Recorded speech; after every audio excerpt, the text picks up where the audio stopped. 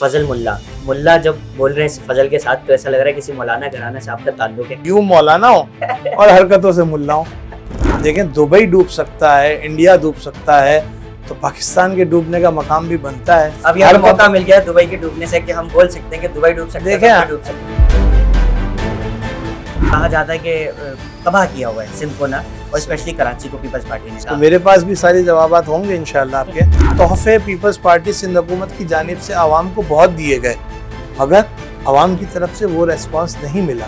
हमारे यहाँ बाकायदा रोड की हम लोग एक प्लानिंग लेते हैं, उसकी पिक्चर्स लेते हैं, फाइल तैयार होती है जिसको PC1 कहा जाता है, फिर उसको अप्रूवल के लिए भेजा जाता है। जब मिनिस्टर लेवल तक ये पहुँचती है, CM हाउस तक, तो वो उसके बाद उसका बजट चेक कर देंगे, वो कितनी कोटेशन में आ रही है, किस किस एरिया में बहुत ज़्यादा ज़रूरत है, इस तरह से उसको किस्तों में यानी हर तरीके से हर तरह कम्प्लीट किया जाता है। सर, आपने अभी इतना एक लंबा प्रोसीजर बताया कि इतने लोग बैठ के महकमे में उसको देख रहे होते हैं। हम अक्सर देखते हैं यहाँ पे पूरा रोड ट्रैफिक में है, और जब वो आगे जाके देखा जाता है ना कि आधा घंटा जिस वजह से ट्रैफिक जाम हुआ है वो एक खड्डे की वजह से हुआ है। वहाँ पे गाड़ियाँ रुक रही हैं, आहिस्ता आहिस्ता अपनी गाड़ियाँ बचाते हुए जा रहे हैं लोग। लेकिन सर, वो रोड जो ना पूरे 6 महीने खराब रहेगा, 8 महीने खराब रहेगा, वो बनेगा उसके नेक्स्ट अगले मंथ में ही वो खराब हो जाता है। तो जब इतना प्रोसीजर के बाद उसका बजट पास होता है तो सर हमारे रोड एक बार बनने के बाद वो इतनी जल्दी खराब कैसे हो जाती है?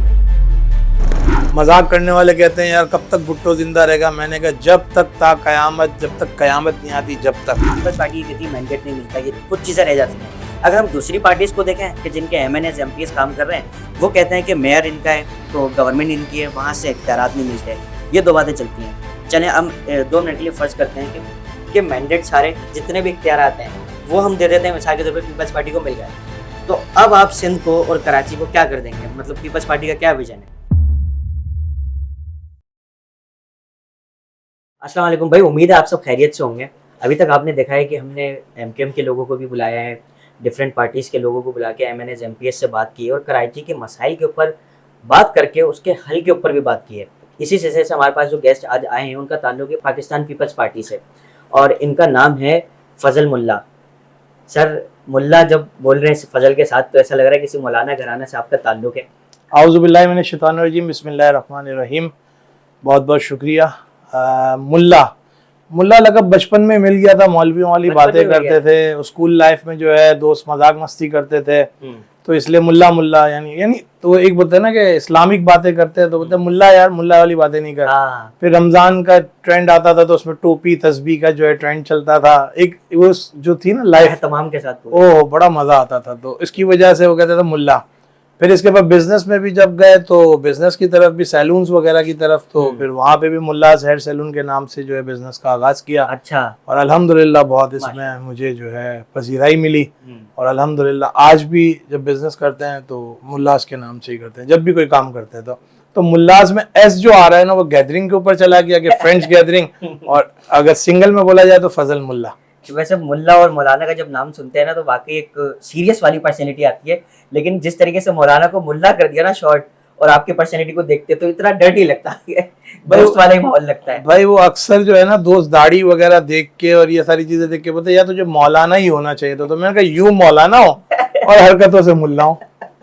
बड़ा अच्छा आपने इसका डिफरेंस बताया। सर, आपका ताल्लुक क्योंकि पाकिस्तान पीपल्स पार्टी से है जी, और आपका बल्दियात में आपने इलेक्शन लड़े हैं अल्हम्दुलिल्लाह। और तो सर पहला सवाल इस पे यही ले लेते हैं, अभी हाल ही में बारिश हुई है कराची में, और ये कराची की बदकिस्मती कह लें या कुछ भी कह लें, बारिश होती है और पानी आ जाता है। बिल्कुल। और पानी जब आता है ना वो जाने का नाम नहीं लेता, गाड़ियाँ रुक जाती हैं और आना जाना मुश्किल हो जाता है, जगह जगह जो मेन शाहराह हैं वो भर जाती हैं।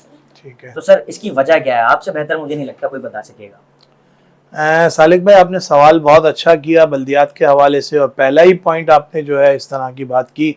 बारिश इस दफ़ा की अगर बारिशें देखी जाए तो जो पानी पहले खड़ा रहता था वैसे खड़ा नहीं रहा। इसकी बेसिक वजह ये है, तो रहा है अच्छा, पानी जब देखें दुबई डूब सकता है, इंडिया डूब सकता है, तो पाकिस्तान के डूबने का मकाम भी बनता है हरकतों की। अब यार मौका मिल गया दुबई के डूबने से कि हम बोल सकते हैं कि दुबई डूब सकता है। देखें मेरे पास, देखें अल्लाह पाक ने जो है ना दरवाजा आने का रखा है, जाने का भी रखा है। ऐसा ही है ना, हम दरवाजे को इस्तेमाल इसीलिए करते हैं। हम बॉल को ऊपर फेंकते तो वो नीचे आती है, तो यानी हम फेंकते ऊपर फेंकते नीचे आती है, तो मतलब हर जगह दो रास्ते हैं। अच्छा। तो मेरे पास भी सारे जवाबात होंगे इंशाल्लाह आपके। मगर बारिश का पानी जिस तरह पहले रुकता था इस दफा नहीं हुआ, क्योंकि नालों की सफाइयां बहुत अच्छे तरीके से हुई हैं। अच्छा। और जैसे ही पेशेंट गोई की गई थी कि कुछ टाइम में जो है बारिशें होंगी, तो और वक्तन फवक्तन लेट होती गई, थोड़ा इस दफा लेट बारिशें हुई, तो आप शारा फैसल देख लें, जितने बड़े रोड्स देख लें अल्हम्दुलिल्लाह क्लियर थे। जिस एरिया की मैं बात करूंगा ईस्ट की, तो अल्हम्दुलिल्लाह मैंने ईस्ट के अंदर खुद ऑन ग्राउंड अपने सीनियर्स के साथ घूमता फिरता रहा। मुझे चेक करते हैं आप जी बिल्कुल बिल्कुल अल्हम्दुलिल्लाह हमारी जिम्मेदारियां लगाई जाती हैं, हमारे यहाँ बाकायदा एक मीटिंग्स ऑर्गेनाइज की जाती हैं जिसके ऊपर डिस्कस किया जाता है। पता नहीं हम लोग जो है ना पाकिस्तान पीपल्स पार्टी को क्यों हर वक्त जो है ना टेढ़े हाथों लेने की सर, ये सवाल मैंने करना था। तो पीपल्स पार्टी का जो है ना एक सिनेरियो खींचा हुआ है ना, वो उस हिसाब से बहुत, आपको भी पता होगा, थोड़ा कराची में इतना नहीं है। सही कहा जाता है कि तबाह किया हुआ है सिंध को ना, और स्पेशली कराची को पीपल्स पार्टी ने। तो हमारा मकसद आपको बुलाना यही था कि आप नुमाइंदगी करें, रहनुमाई करें लोगों की, बताएं कि नेगेटिव चीज भी बताएं और पॉजिटिव चीज भी बताएं। तो जो भी हमारा सवाल आया था, ये तो आपने अच्छे से बताया कि बॉल को ऊपर फेंकते तो नीचे भी आती है, तो पानी जमा होता है, बारिश आएगी तो पानी जमा होगा। बिलावल साहब का वो आपने नहीं सुना, तो ज्यादा बारिश आती है तो ज्यादा पानी आता है। तो यार ऑफ कोर्स बारिश जब ज्यादा आएगी तो पानी ज्यादा आएगा, बारिश कम आएगी तो पानी कम आएगा। सर, आप टेक्निकल चीज बताएं इसकी, कि पानी जब आ रहा है, बारिश हो रही है, ये जमा होके ये रोडों पे क्यों जमा हो जाता है? ये निकलता सही नहीं है, या जहाँ सेवरेज होना चाहिए, जहाँ से वो जाना चाहिए वैसे, वहां पे कोई ब्लॉकेज है? मसला क्या है असल?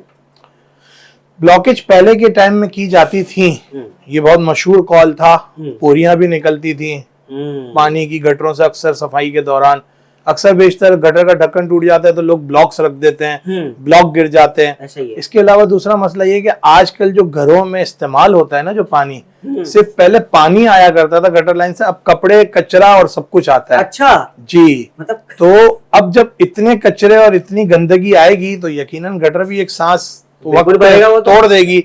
तो इसी तरीके से जब हम एक बाल्टी के अंदर पानी डालते हैं तो बाल्टी जब भर जाती है तो वो गिरना शुरू हो जाता है। इस तरह से गटर की भी एक कैपेसिटी होती है कि वो अपनी कैपेसिटी के हिसाब से पानी लेता है। नाले भी इसी तरह से पानी को जब ओवरफ्लो होने लगते हैं, जब उनका गुजर का रास्ता बंद होना शुरू हो जाता है, ओवरलोडेड हो जाते हैं वो, इसके बाद पानी उभरना शुरू हो जाता है और बाहर रोडों पे आ जाता है। मगर इस मर्तबा जब बारिश आ रही थी, कंटिन्यूसली नाले कंटिन्यूसली लेवल पे चल रहे थे। लेवल से मुराद ये कि जो उसका आउटपुट, जो ऊपर की लेंथ होती है ना, हाइट जो होती है, उस हाइट पे टच कर रहे थे।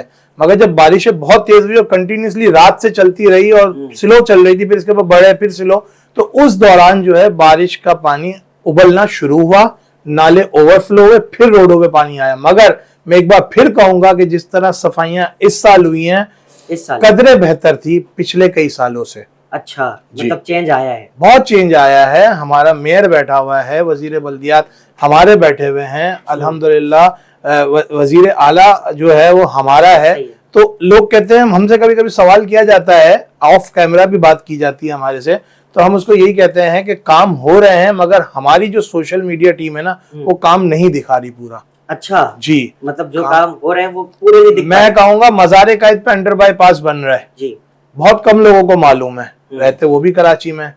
गुलिस्तान जौहर जो बहुत बड़ा इलाका है, बहुत बड़े रकबे पर है, वो वहां अंडर बाईपास भी तैयार हुआ, हो गया, ब्रिज भी तैयार हुआ, और अब एक और अंडर बाईपास तैयार होने को जा रहा है जिसका ऐलान हो चुका है। इसका जो इनॉग्रेशन हुई थी, चेयरमैन बिलावल साहब खुद पहुंचे थे उसके ऊपर, वो बहुत खुश थे इस तरह के फैसलों से।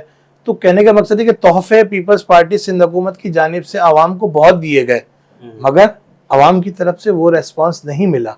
अगर मैं अपने हलके की बात करता हूँ, आपने बल्दियात की बात की, तो मैं अपने हलके पे अपनी बात करता हूँ कि मैंने अपनी आवाम को, अपनी कम्युनिटी को, अपने लोगों को इतना डिलीवर्ड किया कि 22 सालों में इतना डिलीवर्ड नहीं हुआ था वहां पे। अच्छा जी, 22 सालों में जो डिलीवर्ड नहीं हुआ वो आपने 1 साल में किया? 1 साल में नहीं, 4 सालों के अंदर। 4 साल में किया। मैं 1 साल में तो जादू की छड़ी तो चला नहीं सकता कि 1 साल में सब काम हो जाएंगे। हमारे यहाँ बाकायदा रोड की हम लोग एक प्लानिंग लेते हैं, उसकी पिक्चर्स लेते हैं, इसके बाद उसका विजिट होता है, सर्वे होने के बाद उसकी जो है कोटेशन निकाली जाती है, फाइल तैयार होती है जिसको PC1 कहा जाता है, फिर उसको अप्रूवल के लिए भेजा जाता है। जब वहाँ मिनिस्टर लेवल तक ये पहुंचती है, CM हाउस तक, तो वो उसके बाद उसका बजट चेक करते हैं कि वो कितनी कोटेशन में आ रही है, टोटल बजट कितना अलाउ हुआ है, इसके अंदर कितनी फाइल्स बन सकती हैं, किस किस एरिया में बहुत ज्यादा जरूरत है, इस तरह से उसको यानी किस्तों में, यानी हर तरीके से हर तरह कंप्लीट किया जाता है। सर, आपने अभी इतना एक लंबा प्रोसीजर बताया कि इतने लोग बैठ के महकमे में उसको देख रहे होते हैं, जज कर रहे होते हैं, फिर एंड में जाके उसका बजट पास होता है। सर, अभी एक जहन में सवाल आया है कि क्योंकि हम कराची में रहते हैं, हम अक्सर देखते हैं यहाँ पे कोई पूरा रोड ट्रैफिक में है जी। और जब वो आगे जाके देखा जाता है ना कि आधा घंटा जिस वजह से ट्रैफिक जाम हुआ है वो एक खड्डे की वजह से हुआ है। ठीक है, एक इतना बड़ा पूरा रोड सही है, एक खड्डा आया, वहां पे गाड़ियां रुक रही हैं, आहिस्ता आहिस्ता अपनी गाड़ियां बचाते हुए जा रहे हैं लोग, आधा घंटा उन्होंने खराब भी किया।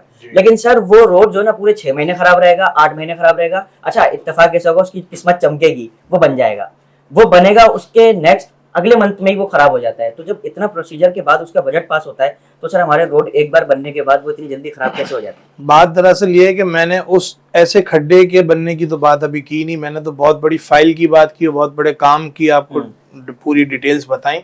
इस तरह के जो खड्डे होते हैं उसमें पैच वर्क्स किए जाते हैं। अच्छा, patch works it's like a puncture, जैसे ट्यूब के अंदर पंक्चर लगता है ऐसे ही उसके अंदर पंक्चर फिल कर दिया। अक्सर बेशतर ऐसा होता है कि हमारे लोग सब्र और बर्दाश्त नहीं करते, उस जगह से गुजरना शुरू कर देते हैं। अच्छा, जख्म के ऊपर मरहम लगाने के बाद उसको बिस्तर पे रखोगे तो वो मरहम मिट जाएगा। मिसालें बड़ी अच्छी देते हैं सर आप। अगर उस जख्म को मरहम लगने के बाद उसको सिक्योर किया जाएगा, उसको सेफ किया जाएगा, तो वो जख्म जल्द अज जल्द सेट हो जाएगा।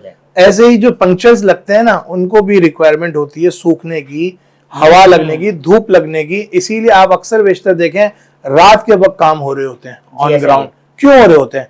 क्योंकि आपको, हमें और दूसरे लोगों को परेशानी ना हो। अगर दिन में ही उस खड्डे के ऊपर मशीन्स खड़ी हो जाएं, जाके वहां लेबर खड़ी हो जाए, तो आने जाने वालों को परेशानी होगी। इसीलिए रात 11 बजे के बाद एक मुतय्यन टाइम किया जाता है कि रात में काम करें। बिजी रोड्स के ऊपर ये रात में होता है। गली चौराहे जो होते हैं, जो गलियों के अंदर हम जो लिंक रोड्स होते हैं, उनको दिन में फिर भी कर सकते हैं, मगर ये जो मेन रोड्स होते हैं, आपने मेन रोड्स की बात की इसलिए मैंने मेन रोड पे गया। आप देखें कि अल्हम्दुलिल्लाह काम अच्छे होते हैं, मगर हम जो है ना जज्बाती होते हैं। हम कहते हैं कि हमारे कराची के अंदर जो है ना ये नहीं हो रहा, वो नहीं हो रहा। अरे भाई, जो हो रहा है उसकी तारीफ भी तो करो। आप अगर अच्छा प्रोग्राम कास्ट करेंगे, अच्छे प्रोग्राम के आप अच्छे एंकर होंगे, आपकी तारीफ होगी तो आपकी हौसला अफजाई होगी ना। ऐसा ही है। बच्चा स्कूल में तालीम हासिल करने जाता है, अगर वो कहीं फेल हो जाता है तो आप उसको स्कूल से नहीं निकालेंगे, आप उसको तवज्जो अपनी बढ़ाएंगे और देखेंगे बच्चा कहाँ गलत है, उसको अब सही करना है हमें। हम क्या करते हैं, सिंध हुकूमत खराब, पाकिस्तान पीपल्स पार्टी खराब। ये वही पाकिस्तान पीपल्स पार्टी जिसकी बुनियाद भुट्टो साहब ने रखी। ये वही भुट्टो साहब हैं जिन्होंने हमें शनाख्त दी, जिन्होंने हमारा शनाख्ती अलामत निकाली। ये वही भुट्टो साहब है जिन्होंने स्टील मिल की बुनियाद रखी। ये वही भुट्टो साहब है जिन्होंने जमहूरी हक पे आवाज लगाई और आवाज लगाना सिखाई। हम पता नहीं क्यों भूल जाते हैं। उन्होंने फांसी पे चढ़ना कबूल किया, मगर उनकी गुलामी एक्सेप्ट नहीं की। सर ये तो सवाल मैंने ऐड करना था, बल्कि ये सवाल करना था मैंने कि पीपल्स पार्टी का जब नाम आता है ना, तो भले इसके जो मौजूदा लीडरान है उनसे भले किसी का कोई भी इख्तलाफ हो या जो भी चीज़ें हैं, लेकिन जब भुट्टो साहब का, जुल्फ़िकार अली भुट्टो का जब नाम आता है, तो मैंने ये कहते हुए सबको ही सुना है, वो भले किसी पार्टी से ताल्लुक़ रखता हो, उनकी तारीफ हर बंदा करता है। तो मैंने आपसे यही पूछ रहा था कि इसके पीछे क्या राज है, उनकी क्या खिदमत है, कि वाकई उनका नाम तो जिंदा है। अल्हम्दुलिल्लाह जिंदा है, भुट्टो जिंदा है। मजाक करने वाले कहते हैं यार कब तक भुट्टो जिंदा रहेगा। मैंने कहा जब तक कयामत, जब तक कयामत नहीं आती, जब तक जिंदा रहेगा। एक फॉलोवर भी रहा ना तो वो भी ये नारा लगाएगा, और ये वो नारा लगाते हैं जो इस हकीकत को समझते हैं।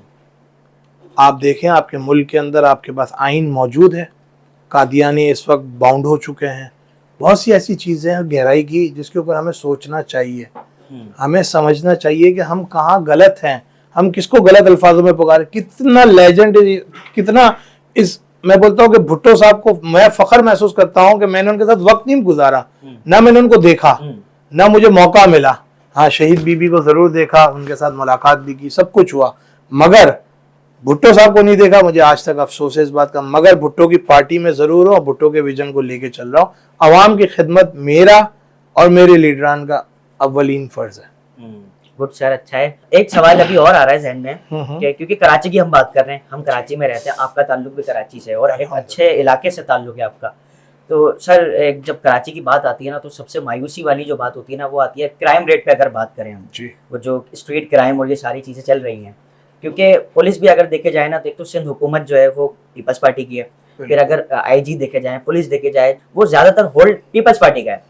उसके अलावा जब इसके बरक्स हैं, उसके बावजूद भी हम देखते हैं कि कराची में क्राइम रेट जो है ना वो कम नहीं हो रहा है और काफी टाइम से गवर्नमेंट चल रही है। तो इसके पीछे क्या लैक्स हैं, क्या कुछ कमजोरियां हैं, वो आप जरा बताएं कि क्राइम रेट क्यों इतना बड़ा हुआ है। देखिए, हर जगह कमजोरियां होती हैं। मैं ये नहीं कहूँगा कि 100% जो है काम अच्छा हो रहा है। 50-60, 40-60 का रेशियो होता है। 50-50 भी होता है, 40-60 भी होता है। कहीं ऐसा होता है कि क्राइम के ऊपर बहुत कंट्रोल हो जाता है, कहीं वक्त ऐसा आता है कि क्राइम बहुत ज्यादा हो जाता है। अगर हम उस वक्त की बात करें जब बोरीबंद लाशें भी मिलती थी यहाँ पे, हैं, उस वक्त क्राइम तो नहीं होता था मगर लाशें मिलती थी। तो यार वो भी वक्त देखा है हमने। अब हम क्राइम की बात करते हैं तो क्राइम में हमने ये सोचना है कि यार ये करने वाला कौन है क्राइम, ये मजबूर लोग हैं जो कर रहे हैं। कोशिश की जाती है कि उनको किसी वेलफेयर के जरिए किसी तरीके से उनको इतना प्रोवाइड कर दिया जाए कि ये इन हरकतों पे ना जाए। अच्छा। मगर कोशिश ये की जाती है, मगर 100% तो नहीं हो सकता ना। आईजी साहब अपना काम कर रहे हैं, डिपार्टमेंट्स अपना काम कर रहे हैं, रेंजर्स अपना काम कर रहे हैं। अक्सर बेशतर तो ऐसा होता है कि हमने अपनी आंखों से देखा है कि कुछ क्राइम हो रहा है मगर हम उसको शूट आउट नहीं कर सकते। अच्छा, क्यों नहीं कर सकते? कि इंसानियत मर जाएगी ये सोच के। मतलब ये जो क्राइम रेट इतना बड़ा है इसके पीछे एक बेरोजगारी भी बड़ी वजह है। बेरोजगारी है, ये तो हमें मानना पड़ेगा ना, बेरोजगारी तो है। 2018 से तो ज्यादा बढ़ गई ना। और एक जगह कहना, जो पब्लिक जिनको पकड़ती है देखती है उनमें ये भी देखा जाता है तो ज्यादातर जो तादाद है वो तो गैर मकामियों की है। तो ऐसा क्यों है कि अगर उनकी रोजी का ही मसला है उनका, तो वो यहाँ के ये काम क्यों कर रहे हैं? कराची में रोज मेरे ख्याल से हजारों की तादाद में लोग आते हैं और कराची सबको पालता है। ऐसा ही है। और ये वही कराची है जो सिंध हुकूमत होल्ड करके बैठी हुई है और सिंध हुकूमत उसको चला भी रही है। हम सिंध हुकूमत को फिर भी गंदा कहते हैं, मगर हम किसी के आने जाने को नहीं रोक सकते। हम लसानियत की बात नहीं कर सकते, हमें लसानियत की बात करने नहीं आता। हमारी पार्टी जो है ना मजहबी इशूज के ऊपर ज्यादा बात करती है ना लसानियत पे बात करती है। हमारी पार्टी में हिंदू भी हैं, क्रिश्चियन भी हैं, सुन्नी भी हैं, दियोबंद भी हैं, मेमन भी हैं, माजिर भी हैं, पठान भी हैं, बलोची भी हैं, सराइकी भी हैं, पंजाबी भी हैं। हर कास्ट हर बरादरी का इंसान है हमारे पास। मैं खुद मेमन हूँ। मैं अगर अपने आइडियल की बात करूँ, सईद गनी भाई वो सिंधी हैं। आपके आइडियल है? मेरे आइडियल है, वो सिंधी हैं। अगर मैं अपने दोस्त अहबाब अपने जो टीम की बात करूँ उसमें दिल्ली वाले भी हैं, अच्छा, पंजाबी भी हैं, सिंधी भी हैं, सब हैं। तो हमारा जो है ना गुलदस्ता मिलजुल कर बना हुआ है। और जब मिलजुल कर जो गुलदस्ता बनता है उसकी खुशबू, उसका जो अट्रैक्शन ऑफ कलर होती है, आप सोचे कितनी प्यारी होती है।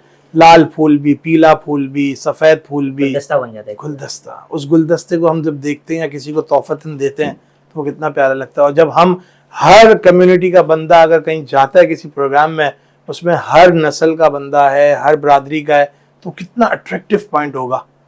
सर आपने इतनी प्यारी बात कही है ना, और दिल पे लगी है जाके। और इसी बात से एक बात जहन में आई है, क्योंकि जितनी भी पार्टीज हैं इस मुल्क में ना, सबका मकसद एक ही है कि आवाम की खिदमत करनी है। वो अगर हम PMLN ले लें, पीपल्स पार्टी ले लें, MQM ले लें, PTI ले लें, कोई भी पार्टी ले लें, XYZ, सबका मकसद एक ही है।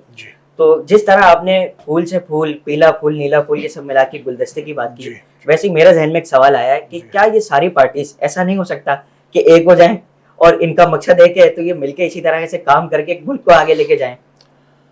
ये उसी वक्त होता है कि जब अपोजिशन में होते हैं, जब बाबर इख्तियार होते हैं, तो जब तो मैंने कभी भी ये चीज़ नहीं देखी। अपोजिशन में जब भी होते हैं तो काफ़ी पार्टियां जो है ना एक प्लेटफॉर्म पे आ जाती हैं और मिलजुल कर जो है जो इख्तियार में होती है उसके खिलाफ प्रोपेगेंडास करती हैं। मगर मैं नहीं समझता कि ये चीज़ कभी हो सकेगी, मुझे नहीं लगता। मेरा कैरियर के हिसाब से, मेरी सोच के हिसाब से, मेरे एक्सपीरियंस के हिसाब से मैं नहीं समझता।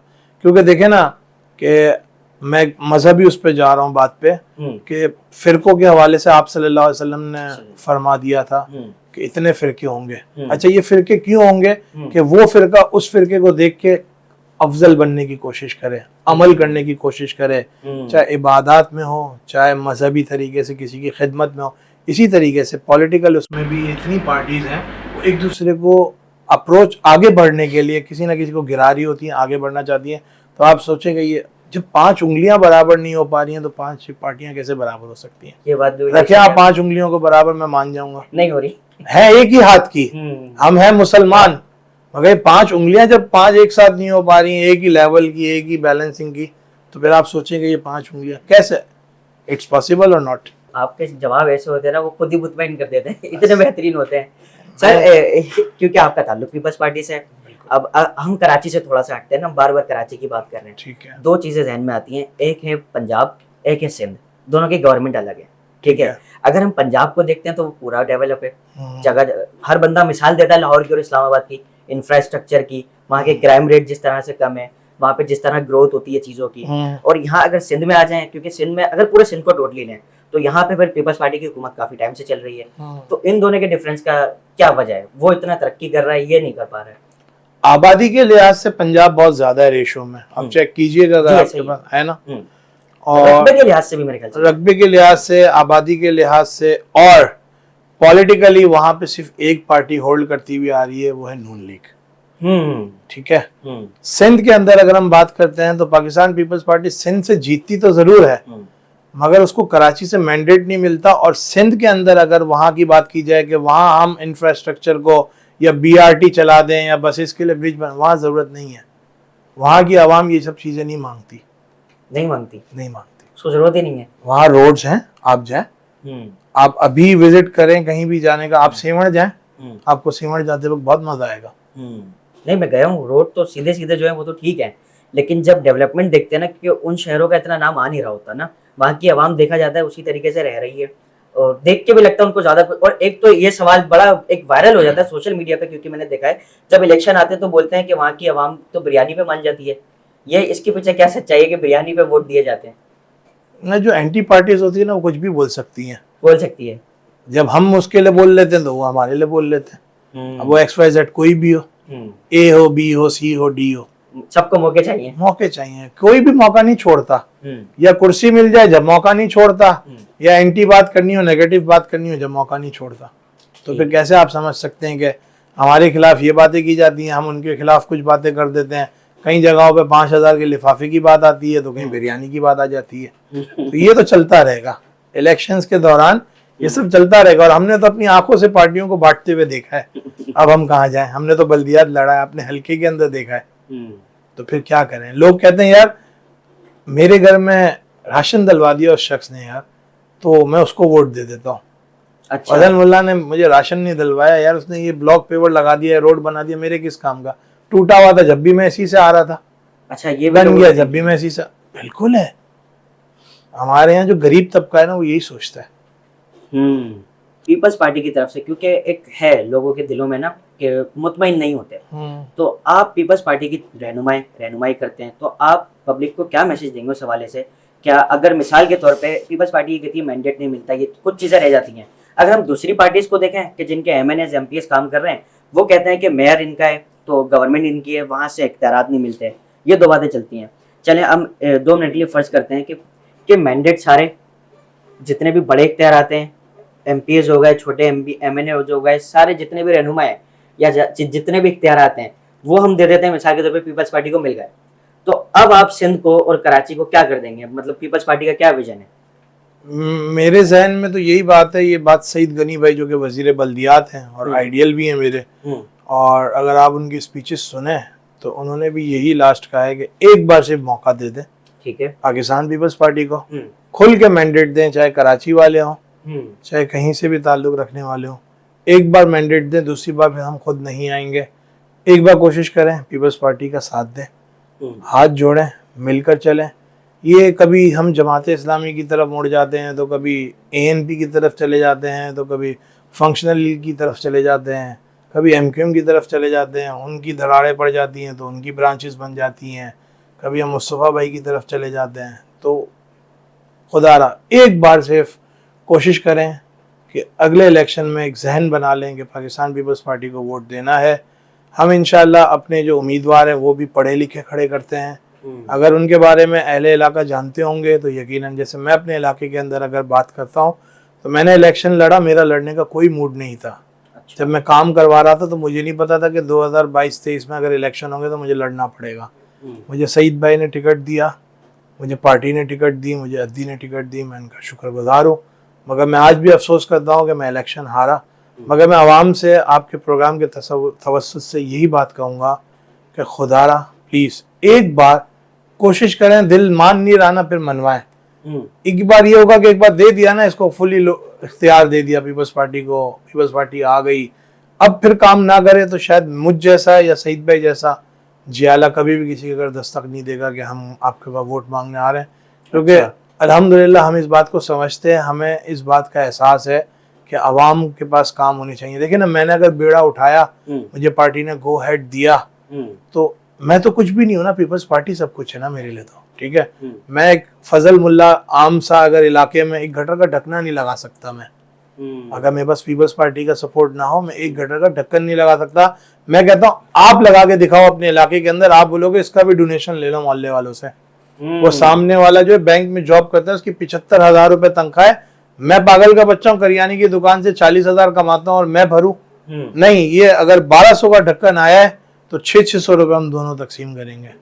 तो इसी तरीके से अगर मैं भी शायद पीपल्स पार्टी के प्लेटफॉर्म से ना होता और एक आम शहरी होकर काम करता और एक ब्रांड बनने की कोशिश करता, तो मुझे भी बहुत बड़ा वक्त लग जाता, मगर कामयाबी कभी करीब ना आती मेरे। मैं हमेशा इसी तरीके से रोडों पे भटकता रहता और कोशिश ही करता रहता, मगर कामयाब ना हो सकता, क्योंकि इसके लिए एक इन्वेस्टमेंट की, पैसों की ज़रूरत होती है। और जब मैंने अपनी पार्टी से अपने इलाके में काम करवाने की बात की तो उसका पोर्टफोलियो चेक किया गया। हालांकि वहाँ से पीपल्स पार्टी का कभी कोई ना एमपीए जीता है, ना एमएनए जीता है, ना चेयरमैन जीता है, ना वाइस चेयरमैन जीता है, ना काउंसलर जीता है। अच्छा, अरे मैंने तो वो ग्राउंड का, उस बेस की बात कर रहा हूँ जो 0 से शुरू होता है, काउंसलर, फिर आता है चेयरमैन, फिर आता है टाउन चेयरमैन, फिर इसके बाद आता है एमपीए, फिर इसके बाद आता है एमएनए। उस हलके में मेरी रिहाइश है जहां से आज तक पीपल्स पार्टी का नुमाइंदा नहीं जीता। ये बात मैं सिर्फ आपको 2, 4, 6, 8, 10 साल की नहीं बता रहा, मैं आपको 30 साल की हिस्ट्री बता रहा हूँ आगे। आपको मैंने गुलिस्तान जौहर की मिसाल दी कि वहां पे अंडर बाईपास बना, वहां पे जो है ब्रिज बना, वहां की सड़कें तैयार की गई, वहां नई स्ट्रीट लाइट लगाई गई, वहां सीवरेज का निज़ाम बहुत अच्छा किया गया, वहां पानी के जो दरपेश मसाइल थे उनको हल किया गया। भाई वहां से पीपल्स पार्टी का कभी भी नुमाइंदा नहीं जीता, पाकिस्तान पीपल्स पार्टी वहां से कभी भी नहीं जीती, वहां से मैंडेट नहीं मिला। तो यार ये तो हमारा बड़ा दिल हुआ ना जो हम काम करके देते हैं, या हम ये शर्तें रख दें कि अब हम काम नहीं करेंगे जब तक हम जीतेंगे नहीं। ऐसा नहीं होता, काम कर रहे हैं, कर रहे थे और करते रहेंगे। मगर ये कहूंगा आपके प्रोग्राम के वापस से रिपीट कर रहा हूं इस बात को कि एक बार इस दफा ऐद कर लेंगे, आने वाले वक्त में हम पीपल्स पार्टी को वोट देंगे और इंशाल्लाह जब वोट देंगे तो उसका रिजल्ट भी हम देंगे उसके बाद। ये बात आपकी अच्छी लगी कि आपने एक बार कहा कि एक बार दे दें मौका, एक बार मौका, और अगर नहीं होता तो शहीद गनी साहब जैसे लीडरान और आप जैसे लोग जो उनके साथ चलते हैं, ये फिर दोबारा कोशिश नहीं करेंगे आपसे कुछ कहने। सईद भाई ने अपनी स्पीचेस में कहा, और सईद भाई अपने हल्के से जीत रहे हैं ना, देखे ना 2017 का बाई इलेक्शन जीते, 2018 का जो इलेक्शन हुआ उसको जीते, अभी का जो इलेक्शन हुआ वो जीते, वहां से हमारा एमएनए जीता। तो कहने का मकसद है कि डे बाय डे हमारी सीट्स बढ़ती जा रही हैं, हमारी सीटों की तादाद बढ़ती जा रही है। मैं अगर ईस्ट की बात करता हूं तो ईस्ट के अंदर जो इस वक्त टाउन चेयरमैन बने, इसमें 3 टाउन चेयरमैन पाकिस्तान पीपल्स पार्टी के हैं और 2 टाउन चेयरमैन जमात इस्लामी के हैं। फर्क वाजे है, जाके काम देखें आपको अंदाजा हो जाएगा। बहुत शुक्रिया आपके टाइम का, आपने इतनी सारी मसाइल के हल के ऊपर बात की, आपने चैलेंजेस की बात की, आपने जो मसाइल जिस वजह से आते हैं उस पर भी बात की। उम्मीद है देखने वालों ने सही से समझा होगा बात को। एंड में मैं बस चाहूँगा कि यूथ के लिए कोई मैसेज, ये तो आपने पार्टी की तरफ से किया था, as a Pakistani, as a Karachiite, आप यूथ के लिए कोई मैसेज दें, और एंड में आप तुलसी के हवाले से कोई बात कहना चाहें तो जरूर करें। एज के हिसाब से देखा जाए तो मैं भी यूथ में ही आता हूँ, बिल्कुल, मेरी भी कोई एज ज्यादा नहीं है, 37, 36, 37। चेयरमैन बिलावल साहब भी एज अ यूथ की तरफ देखा जाए तो यंग हैं बिल्कुल, 36 के अब इस दफा हुए, 35, 36 के हुए, 36वीं सालगिरह 21 सितंबर को हमने मनाई। तो यूथ के हिसाब से हम सबको ये सोचना चाहिए कि हमारे पास एक बहुत अच्छा वक्त है और गया वक्त बार बार हाथ आता नहीं। ये पुराने लोगों के कॉल थे जो कि अब नजर आते हैं। तो शायद मैं अगर 25 साल वाली एज की बात करूं अपनी, तो वो वक्त मैं वापस नहीं ला सकता, कुछ भी आ जाए। तो अपनी यूथ को, अपने दोस्तों को, अपने भाइयों को यही कहूंगा कि प्लीज आप अच्छी तालीम तो हासिल कर रहे हैं मगर अच्छे माहौल में भी बैठना सीखें। इस वक्त कराची का माहौल मुझे अच्छा नजर नहीं आ रहा, gatherings, night gatherings, mobile phone का यूज। तो यूथ को हमारे जो है आगे बढ़ना है तो फिर ये सब चीजों को छोड़ना पड़ेगा। और जो दोस्त इंटरेस्टेड हैं एज अ पॉलिटिशियन, पॉलिटिकल, तो फिर वो पॉलिटिक्स में फिर ऐसी पार्टी का चुनाव करें जो शहीदों की पार्टी हो और जो काम करना जानती हो। और जिसने काम के ऊपर जो बात की हो वो काम भी किया हो। और बाकी तुर्शी की बात, जहाँ मैं आज मौजूद हूँ, तो आउटस्टैंडिंग मुझे आपका जो है माहौल तो लगा, आप लोगों का बिहेवियर, और फिर आप लोगों ने जो सेटअप लगाया है, इतना अच्छा स्टूडियो को तैयार किया है, आउटस्टैंडिंग। मैं स्टूडियोज बहुत गया हूँ, मैं तो बोलता हूँ कि सैटेलाइट चैनल्स के स्टूडियोज में गया हूँ, मुझे ऐसा माहौल नजर नहीं आया। बहुत शुक्रिया सर। ये हमारे प्रोड्यूसर साहब बैठे हैं फैजान भाई को मैं इस बात के ऊपर जो है बहुत ज़्यादा खराज तहसीन पेश करूँगा, जो इतना अच्छा इन्होंने सेटअप लगाया और जो चीज़ें यहाँ पे रखी हुई हैं जो अट्रैक्ट कर रही हैं, जो कलर है और जिस तरह से इन्होंने सेटअप को सजाया, छोटी सी जगह पे इतना अच्छा सेटअप सजाना नामुमकिन सी बात है, जिसको आपने मुमकिन और आपके प्रोड्यूसर ने मुमकिन किया। Thank you so much sir, आपके टाइम का बहुत शुक्रिया। बहुत बहुत शुक्रिया।